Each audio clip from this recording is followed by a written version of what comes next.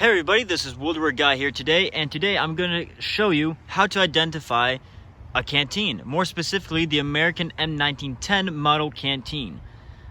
So these canteens have been used basically from 1910 all the way to, I believe, the mid-90s. I know Desert Storm, they still had the model. I don't know when the US military transitioned to whatever they use today. Modern military is not my expertise at all. This video is going to help you guys if you're in an antique shop, military show, if you're a new collector and you come across a canteen but you're not exactly sure what it is, what model, is it worth this price, and so on. Assuming, of course, the date is not there, because with a date, yeah, it's pretty easy to know what you have. So I have a few different canteen covers here, and before we continue, this is the covers only. The canteens we're not going to look at, so what's inside is not the interest for this video. We're going to look at the canteens, we're going to see some different factors, some differences, some similarities, and hopefully this will help you guys for the next time you see one at wherever you are. Alright, first off, we're going to look at what the US used before they transition. So excuse my lack of knowledge, but I don't know the model number, designated name for these canteens, but they're flat plate looking canteens, and the US military used this for as long as I can think of. I believe around the time of our independence they had a similar disc style canteen, and of course throughout the years they basically improvised it, but the overall shape is something you would have seen used in the Civil War. This one's an Indian War canteen, and you would have also seen this for like the Spanish-American War. This is what the US military used, this very plate looking canteen. And around 1910, the U.S. military decided we need to modernize our military. We need to change basically our whole uniform. So they changed everything. That's why you have like the model 1910 haversack, canteen, T-handle shovel. You have the model 1912 Montana peak cap, and other things that you can look up. And they decided with the model 1910 canteen. So they came up with the model 1910 canteen, which is what you see in front of you. As you can see, it's made of canvas. It has a US imprint on it. It has these called lift the dots, because you push the dot and you lift and it opens. They came up with a new attachment system, which is the wires here that would attach to your cartridge belt, pistol belt, whatever, your pack, whatever you wanted to, really. And that was it. On the inside,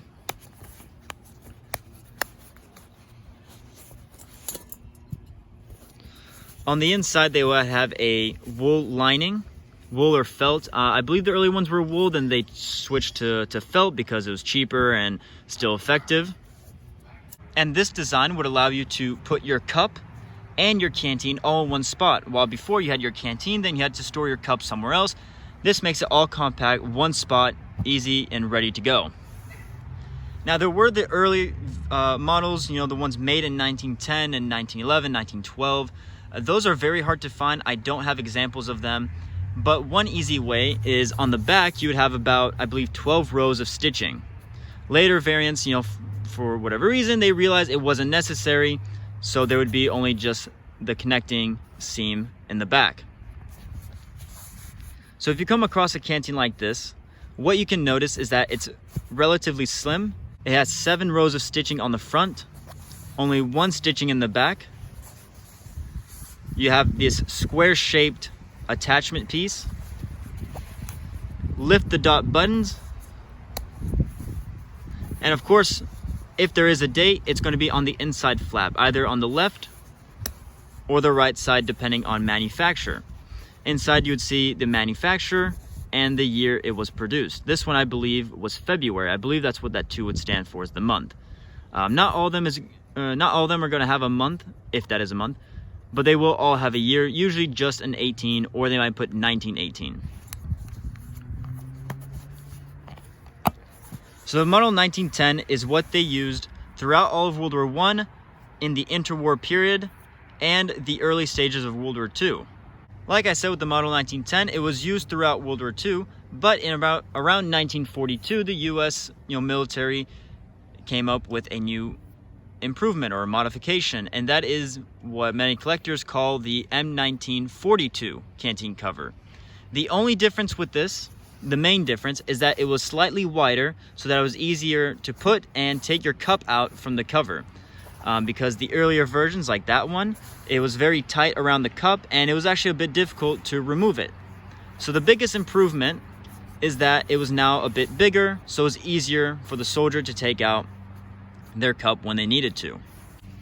You still have your 7 rows of stitching in the front, but the back also, the seam does not go all the way down. It stops at the very top here.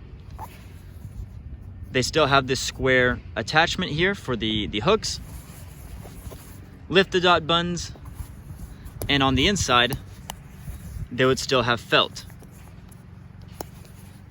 or wool lining. Some of the colors also changed. So the 1910, they would be a yellowish khaki color, while the model 42s would go more towards a green, OD3, OD7 maybe color. So it was a bit greener in color. So if you have these two canteens sitting in front of you at an antique store, the best way you're gonna know which one's which without looking at the date is this one is a yellowish khaki color and it is more slim.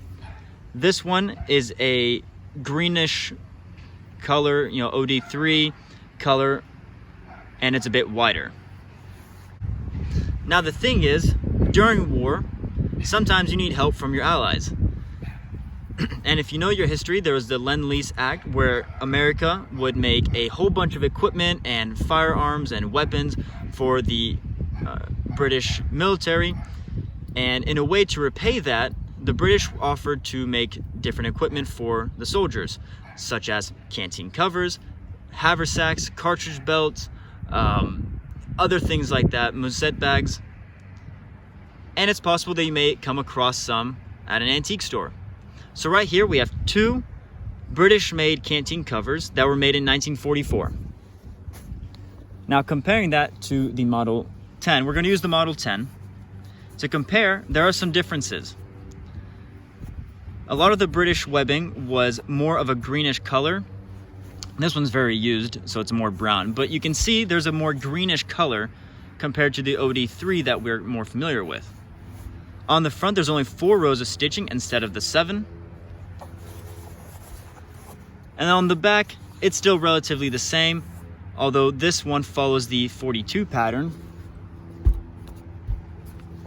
where the seam only goes down about a quarter way through. And then some minor differences is the attachment was a bit lower.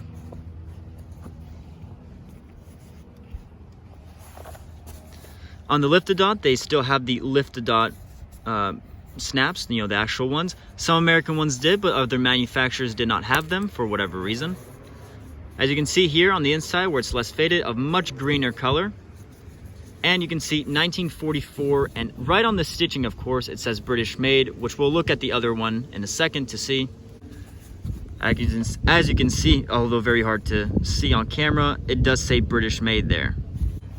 On the inside, the British would have a white felt lining. So the Americans had a gray black one, while the British had a white one. So that's an easy way to identify if you have a British made canteen cover. Otherwise, they're basically the exact same. They just had some minor differences that really didn't affect the user or the effectiveness of the canteen cover. All right, so now we're getting to the variants that I'm not entirely sure on. So take everything I say with a grain of salt and do a little bit extra research in case you want to buy one of these. So after World War II, they decided, hey, this works great, but there could be some improvements. As seen with this one, they start to go more towards a OD7 color, so a darker green color, but they still have the exact same shape. You have your 1, 2, 3, 4, 5, 6, 7 rows of stitching on the front. On the back, you have the seam that only goes a quarter way down, but now you have a larger tab sewn onto the canteen. This is just basically a reinforcement so that there's less chance of this ripping off. Ignore this wire. This is done post-war. This is not original factory wire. Here you can see the stamp would be on the outside on the front. It's hard to read, but I believe it's a 1945 dated cover. So around 1945 is when they started producing these. On the inside, you still have your gray, black felt lining. And you still have your classic lift the dot snaps on the front. This would have been used in Korea, very late stages of World War II, I believe, you know, so really around like May, maybe, April, May. And they were also used in early stages of Vietnam, very early stages. Next here we have another model, and unfortunately I don't know the model. I might do some research, put at the bottom of the screen right there, maybe. But this is what you're gonna see more in Vietnam. And to backtrack, something I forgot to include is the early model 1910 covers did have these kind of snaps on them. It wasn't until a few years later, I believe around 1916, I could be wrong, but around then that they add the lift-a-dot. So sometime around the 60s, for whatever reason, they went back to these snaps, which I don't really like. You know, if they have a hard time coming on, you just got to keep pulling and hope it doesn't tear through the cover. So that's going to be the biggest difference. It's going to be the snaps are snaps, not lift-a-dots. You still have 7 rows of stitching on the front. That hasn't changed. The color is a green, you know, OD7 color. And now on the back, we have the Alice clips. So we are gone away with the wires, 1910 wire system. We are now on the Alice system, as you know, in Vietnam and post-Vietnam, it was what was very common for our soldiers. Markings were different. Of course, these are very faded, but it's basically going to be the same as the World War II kinds, but with a little bit more information and a little bit, you know, ease of, you know, bigger letters and words.